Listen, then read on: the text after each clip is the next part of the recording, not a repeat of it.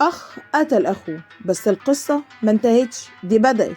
زوجته رجعته من الموت وابنه بدأ حرب انتقام. المصريين القدماء ما كانوش شايفين الآلهة مجرد قصص، دي كانت تفسيرهم للحياة والموت والكون نفسه.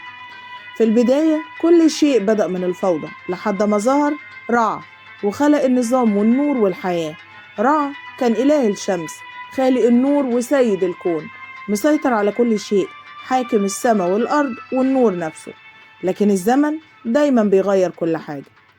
مع مرور الوقت بدأت السلطة تتنقل لإله تاني اسمه أوزوريس. وأوزوريس كان إله عادل حكيم، علم البشر الزراعة والحضارة وخلاهم يعيشوا في نظام وسلام. لكن النجاح ده خلق عدو خطير جدا مستني اللحظة المناسبة. العدو ده كان أخوه ست، إله الشر والفوضى. وست كان غرقان في الغيرة من أخوه وكانت بتاكله من جواه، فخطط لجريمة مرعبة محدش يتخيلها. صنع تابوت بمقاس أوزوريس بالظبط وخدعه إنه ينام فيه، وأول ما دخل قفل عليه ورماه في النيل، وبكده قتل أخوه وخلص منه. لكن القصة ما خلصتش هنا، صلوا بينا على النبي ويلا بينا نكمل الحكاية.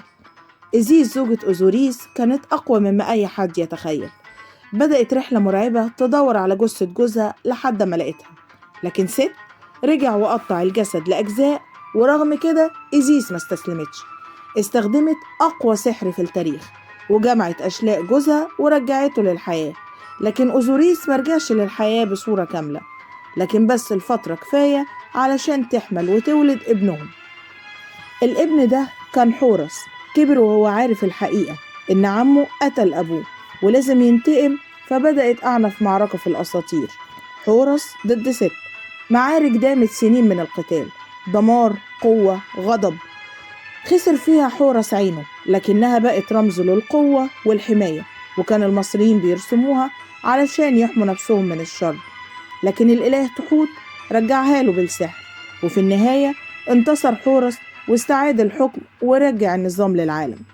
أما ست فاتنفى، لكن الشر عمره ما اختفى، وأوزوريس بقى حاكم العالم الآخر بعد الموت، وكل روح بتقف قدامه قلبها بيتوزن، ولو كان مليان ذنوب بياكلوا الوحش عمعود. والوحش عمعود ده كان وحش نصه تمساح ونصه أسد ونصه فرس نهر. إزيس وأوزوريس من أقوى قصص الحب والدم في التاريخ. تفتكروا إن الأسطورة دي مجرد خيال ولا كان فيها حقيقة مخفية؟ هستنى تعليقاتكم. القصة دي مش مجرد أسطورة، دي كانت معتقد عاش عليه شعب كامل، وكانوا مؤمنين إن الصراع ده بيحصل كل يوم حوالينا، يمكن مش شايفينه، لكن الخير والشر لسه بيحاربوا. لو الحكاية عجبتكم ما تنسونيش في اللايك والشير والسبسكرايب، واشوفكم في حكاية جديدة من ورا المشربية.